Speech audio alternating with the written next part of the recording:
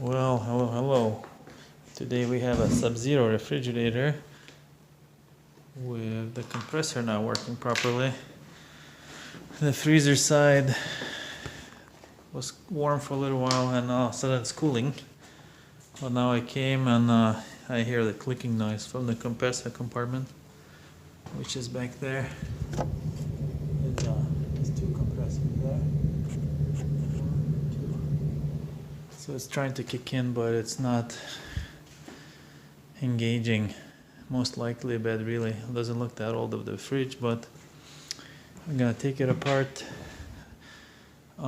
Yeah, on this one I had to open up the grill.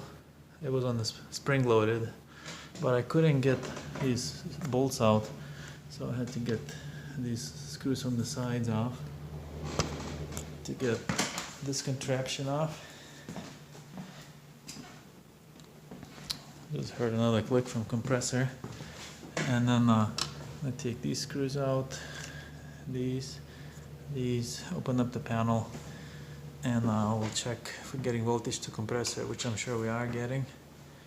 But then now we're gonna take the relay off and test it out, test the compressor, test the relay, and put new starting device.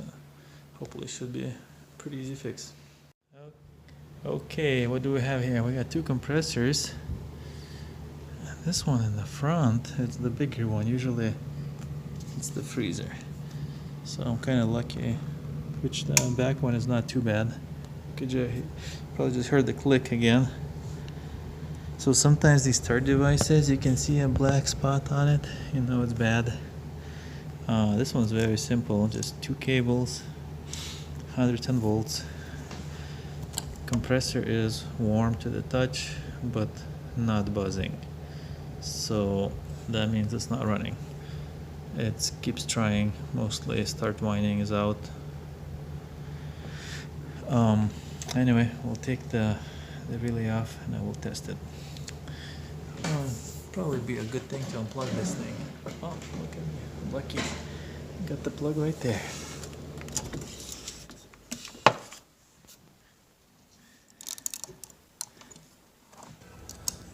Right here, there was a mistake, I guess. When I unplugged the refrigerator, it never turned back on. After I plugged it back in, the control panel never came back on. Doesn't smell too bad. Sometimes if you shake it, it's really rattly. You know it's broken inside. Well, I'm really hoping it's not the compressor. I don't want to put a new one in. But yeah, I just have a little black spot right here.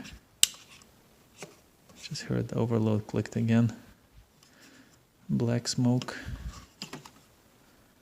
It's hard to tell, there's a little dust. Capacitor also can be tested. And it says how many microfarads on it. This one is 12 microfarads. Plus minus 10%.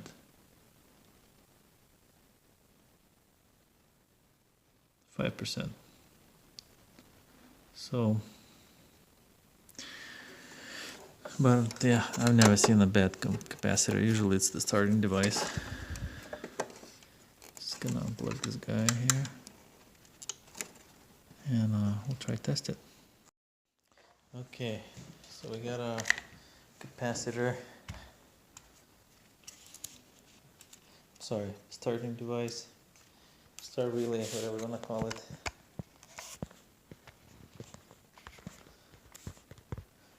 So the way to test this guy is, so there's 3 contacts on the compressor. Neutral, run and start. So this is run, start, neutral. So there should be continuity between this guy here,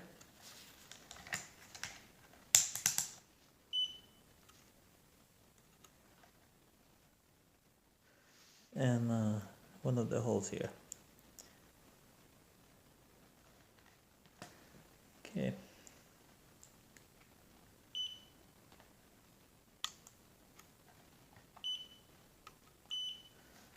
What do we see?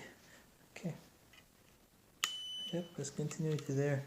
Now the other connection, the other terminal, should have a, when it's cold, should have both of them. So one is there, the other one is not there. That means this thing is bad. Yeah, so this is, for mine is this signal right here. The sound when you touch the contacts together beeps, and you know there's continuity there. So we're gonna replace that with the starting device. That one will have a place for capacitor and the built-in booster to help start the compressor. Also, it's good always to test the compressor itself, if it's grounded or not.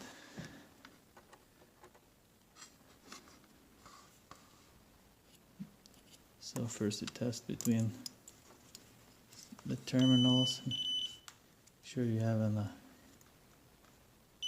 continuity there between all three. You can also test resistance, should be only a couple ohms. If there's a lot of ohms, windings are not good. And also you can scratch the surface of the compressor.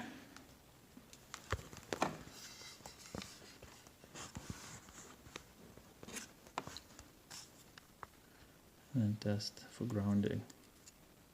If it's grounded, if it is grounded, it'll beep. That means windings are grounded. Compressor is no good, and that could also damage your starting device. So always check the compressor. But yeah, we'll go get a new one, put it in, see if it starts up. Okay, so I got the start device installed here. It shows right here on the picture how to install it. Capacitor, the black one is on the bottom, is the start. It's a common red and white on the top,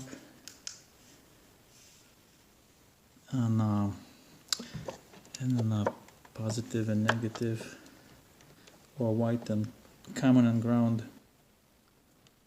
or hot wire and common is the original two ones that were coming to the compressor. And I'm also going to test the amperage, how many amps it's drawing when I unplug it in. So I'll plug it in, see if it starts running. So here, after I plugged it in, it never came back to life. Nothing went on. I ended up buying a new control board and installing it. Kick in right away.